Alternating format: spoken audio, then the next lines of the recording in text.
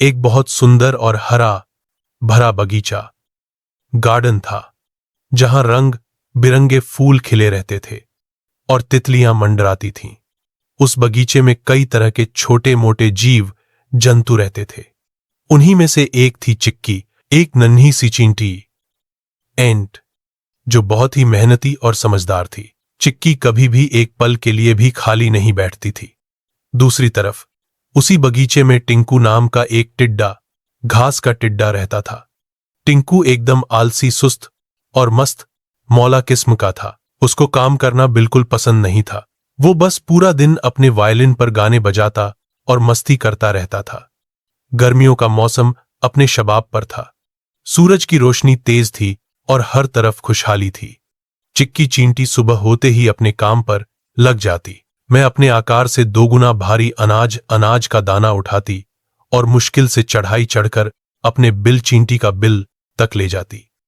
वह बार बार यही करती, कभी गेहूं का दाना, कभी चीनी का टुकड़ा, तो कभी कोई मरा हुआ कीड़ा। मैं जानती थी कि यह मौसम हमेशा नहीं रहेगा, इसलिए वह आने वाले मुश्किल वक्त के लिए तैयारी कर रही थी। उसको पसीने में लथपथ देखकर भी उसके कदम नहीं रुकते थे। वही दूसरी तरफ टिंकू टिड्डा एक बड़े से हरे पत्ते पर आराम से लेटा हुआ था। मैं ठंडी हवा का मजा ले रहा था और अपने वायलिन पर एक धुन बजा रहा था। जब उसने चिक्की को इतनी मेहनत करते हुए देखा तो वह जोर से हंसा और बोला, अरे चिक्की बहन, इतनी गर्मी में क्यों खुद को थका रही हो? देखो मौसम कितना सुहाना है। आओ मेरे पास बैठो, थोड़ा आराम करो और मेरे साथ गाना गाओ। काम तो जिंदगी भर होता रहेगा। चिक्की ने एक पल के लिए रुककर अपनी सांस दुरुस्त की और बोली, टिंकू भाई, अभी गर्मी है इसलिए खाना आसानी से मिल रहा है, लेकिन कुछ महीनों बाद सर्दी, विंटर आएगी और बर्फ गिरेगी। बागीचे में न कोई फूल होगा, न कोई अनाज। अगर हमने अभी खाना जमा नहीं किया तो हम सर्दियों में भूखे मर जाएंगे। मैं तुम्हें भी सलाह देती हूं कि मस्ती छोड़कर अपने लिए कुछ खाना जमा कर लो। टिंकू ने चिक्की की बात को मजाक में उड़ा दिया। अरे छोड़ो भी, वो लापरवाही से बोला। सर्दी आने में अभी बहुत वक्त बाकी है। कल की चिंता आज क्यों करें? आज तो बस खुशी मनाने का दिन है। ये कहकर वो वापस अपने गाने में मस्त हो गया। चिक्की ने उसे समझाना बेकार समझा और चुपचाप अपने काम में लग गई। पूरी गर्मी और बरसात के मौसम में यही चलता रहा। चिक्की मेहनत करती रही और टिंकू ऐश करता रहा। धीरे धीरे मौसम बदला। हवा में ठंडक आई, पत्ते झड़ने लगे और सूरज की गर्मी कम हो गई। फिर वो दिन भी आया जब सर्दी ने अपना असली रूप दिखाया।